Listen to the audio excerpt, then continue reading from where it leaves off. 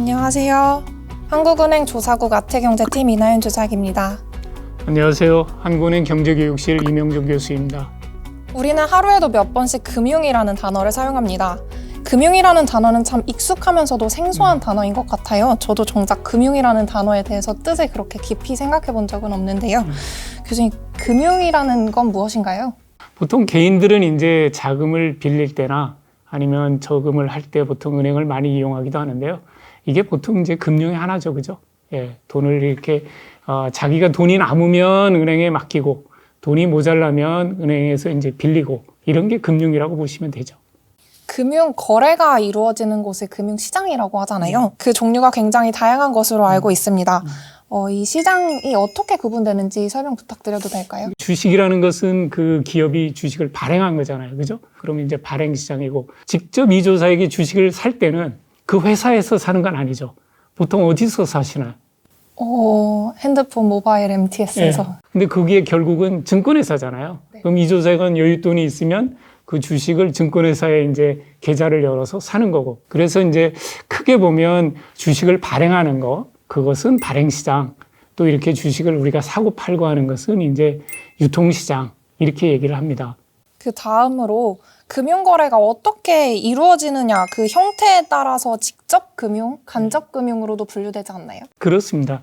그것은 이제 그 약간 발행시장과 유통시장을 조금 어려운 말로 나누는 것 뿐인데 기업이나 국가나 은행이나 돈이 필요하면 자기들이 직접 채권이나 이런 걸 발행해서 이제 그 돈을 모아오잖아요. 그죠? 이것을 우리가 직접 금융이라고 하고요. 그게 아니고 이런 그 기관 투자가라고 그러는데 그 증권사나 뭐 투신사 이런 사람들이 보면 또 이렇게 시장에 있는 것을 사올 때도 있거든요. 그런 경우에는 우리가 간접적으로 이렇게 그 사고 판다 해서 이제 간접 금융 뭐 이렇게 얘기를 합니다.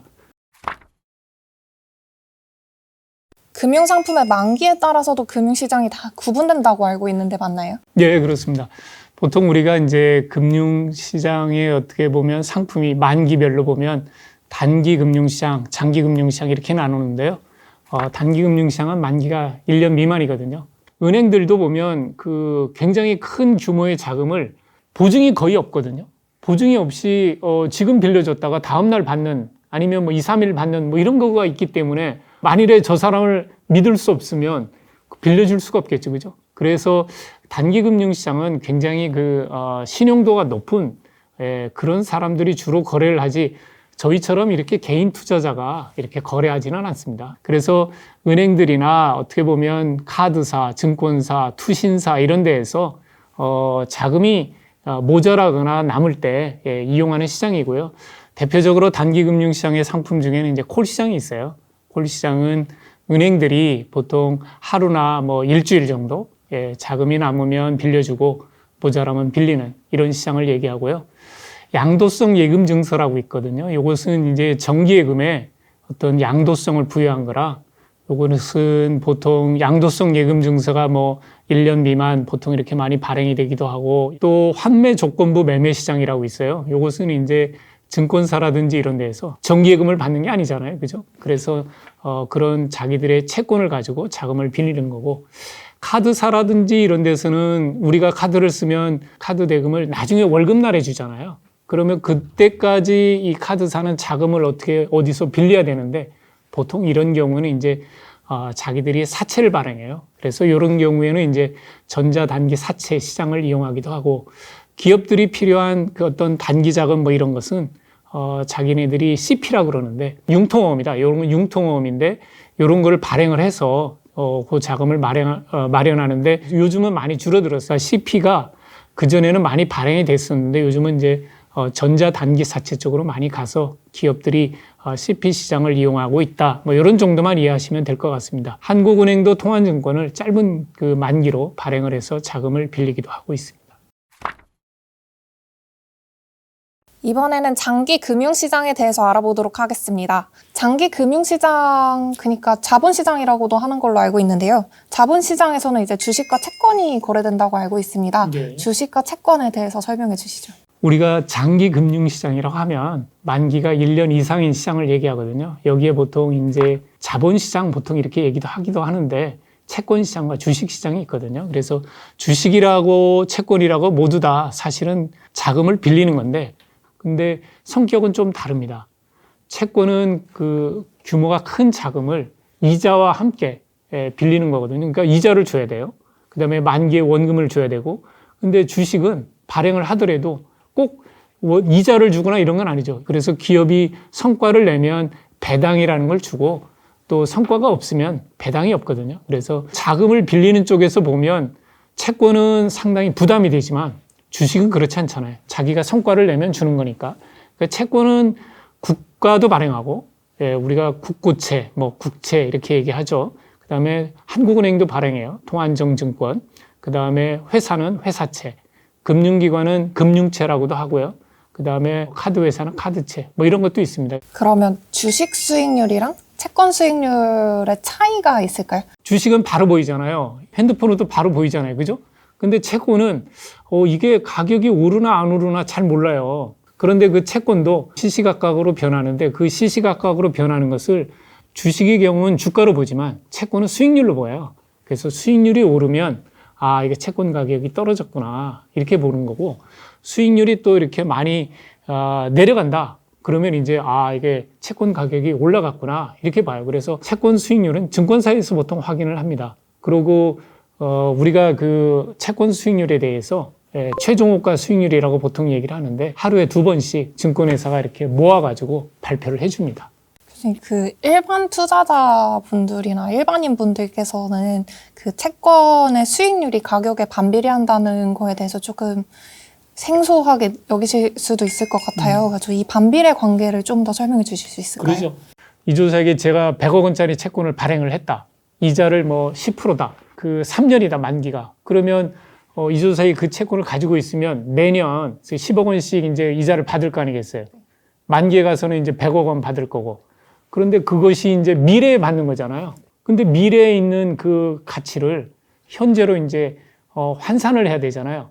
근데 환산할 때는 그거를 뭘로 나눠주냐면 시장 그 수익률로 나눠주거든요. 그거를 이제 우리가 시장 수익률이라고 하는 게 이제 채권 금리인데, 만일에 미래에 받을 그 금액이 그 밑에 분모로 들어가는 시장 수익률이 높아버리면 지금 받는 금액이 적어지겠죠. 근데 그 수익률이 낮아지면 높아질 거 아니겠어요.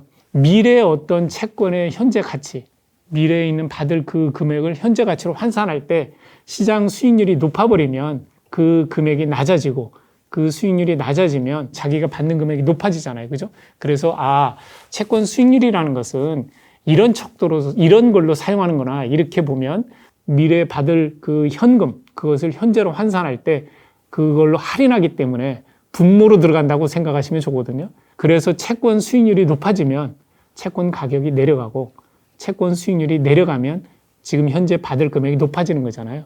그래서 채권 가치, 채권 가격과 현재 그 채권 수익률은 이렇게 반비례 관계에 있다. 그렇게 생각하시면 됩니다. 그러고 보면 금융시장 전반에 영향을 미치고 있는 것이 금리인데요. 네. 기준금리에 대해서도 설명해 주시겠습니까? 기준금리라고 보통 하면 우리가 그 중앙은행이 이렇게 제시하는 금리, 뭐 이렇게 보통 얘기하죠. 그죠? 그래서 우리 한국은행도 기준금리를 이제 발표하고 있고요. 1년에 8번 하고 있고, 미국의 중앙은행도 그 금리를 이렇게 발표를 하고 있습니다. 이런 기준금리는 경제 전반에 영향을 미치기 때문에 굉장히 중요하죠. 이 통화정책의 기조가 어떻게 보면 단기 금융시장에 바로 영향을 미치게 되고요. 콜 시장이라든지 이런 데 영향을 미치게 되고, 장기 금융시장, 자본시장에도 영향을 미쳐요. 그래서 채권시장의 금리에 영향을 미치고, 또 그게 은행의 예금, 그 다음에 대출금리도 움직이거든요. 그러면 예금금리와 대출금리가 움직인다는 것은 결국은 그 실물 자산에도 영향을 미치게 되고, 우리가 부동산 담보대출을 받는다 하더라도 영향을 미칠 수 있는 거고, 신용대출을 받아도 영향을 미칠 수 있을 거고, 결국은 그게 나한테도 영향을 미칠 수 있다는 거거든요. 그러니까 한국은행이, 중앙은행이 기준금리를 결정하면 경제 전반에 영향을 미쳐서 한국은행이 생각한 바가 있을 거 아니겠어요. 그 바대로 경제가 움직여 주었으면 하는 그런 바람으로 기준금리를 결정을 하는 거거든요. 그래서 기준금리라는 것은 어떻게 보면 우리가 정책금리라고도 얘기를 하는데, 한 나라의 중심금리다 이렇게 보시면 되죠. 말씀해주신 대로 기준금리가 정말 중요한 것 같습니다. 근데 이제 중앙은행이 시장의 커뮤니케이션을 또 원활하게 해야 되잖아요. 네. 시장의 기대와 통화정책 방향 간의 괴리가 발생하게 되면 통화정책 유효성이 좀 저해될 수도 있는 것 같은데 이 부분도 설명 부탁드리겠습니다. 중앙은행이 이 정책금리 이런 걸 결정할 때는 여러 가지 이제 국내 경제 동향이라든지 금융시장이라든지 외환시장이라든지 이런 걸 보고 했잖아요. 그 외에 금융시장에 보면 이제 그 참가자들 있고 또 경제 주체들도 있을 거 아니겠어요. 그러면 그 사람들이 어떻게 보면 생각하는 바라든지 뭐 이런 것을 점검도 해보거든요. 중앙은행과 시장 참가자들 간의 커뮤니케이션은 굉장히 중요합니다. 중앙은행이 정책을 결정하면서 그러니까 여러 가지 경제 상황도 참고하는데 그중에 경제 주체들의 생각도 참고하게 된다. 그러려고 그러면 중앙은행이 커뮤니케이션을 많이 이용하게 된다. 이렇게 보시면 되겠습니다. 한국은행 기준금리 결정에도 이목이 많이 집중되지만 미국 연준 금리 정책에는 전 세계가 거의 떠들썩할 정도인 것 같아요. 네. 일종의 나비 효과라고도 할 수 있을 것 같은데요. 우리나라와 글로벌 금융시장의 관계에 대해서 설명 부탁드립니다. 굉장히 그 어려운 토픽이긴 한데요. 예, 미국의 이제 기준금리가 움직이면 아무래도 전 세계적으로 영향을 많이 미치는 건 사실입니다. 그런데 꼭 미국이 금리를 움직였다 그래서 우리가 움직이는 건 또 아니거든요. 우리도 이제 우리의 여러 가지 상황을 이렇게 점검을 하고 난 다음에 이제 기준금리를 결정하잖아요. 그렇지만 하여튼 미국의 기준금리는 굉장히 큰 중요한 토픽이긴 합니다. 왜 그러냐면 미국의 금리가 전 세계적으로 그게 파급 영향이 크거든요. 우리나라의 경우에도 보면 우리나라 정책금리 수준과 미국의 정책금리 수준이 예컨대 뭐 역전이 많이 되어 있다거나 뭐 이런 경우에 사람들이 내외금리 역전이 많이 되면 뭔가 이게 자본이 유출되는 거 아닌가 뭐 이런 생각도 하잖아요. 그죠? 외국인 투자자 입장에서 보면 또 다른 수익 요인이 있거든요. 외환 수합 레이트라든지 수합 시장이라든지 뭐 이런 걸 여러 가지 같이 봐서 결정하기 때문에 금리가 뭐 역전이 됐다고 그래서 바로 자금이 유출되거나 뭐 그렇게 보는 건 아닌데 약간의 이제 그 금리라는 게 우리가 종합적인 상황을 볼 때 중요한 이슈가 되는 건 맞다. 예, 그렇게 보시면 되지 않을까 싶습니다. 지금까지 금융시장 전반에 대한 이야기를 나누어 보았는데요.